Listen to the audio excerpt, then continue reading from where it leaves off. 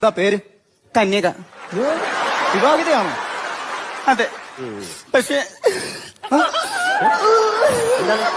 കരയാതെ കാര്യം പറ. എന്താ വെച്ച കാര്യം പറ. ഭർത്താവ് ഉപേക്ഷിച്ചു. സ്റ്റെപ്പിനി ഉണ്ടോ? ഉണ്ട് ഒരെണ്ണം.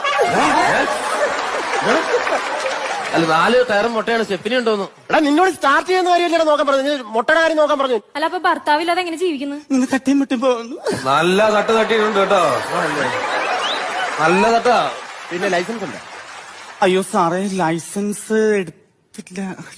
ട്രാഫിക് നിയമങ്ങൾ അറിയാമോ? കുറച്ചൊക്കെ അറിയാം. കുറച്ചറിയാലോ. ഇങ്ങനെ കാണിച്ചെന്താണ്? കൂടെ വരാന്.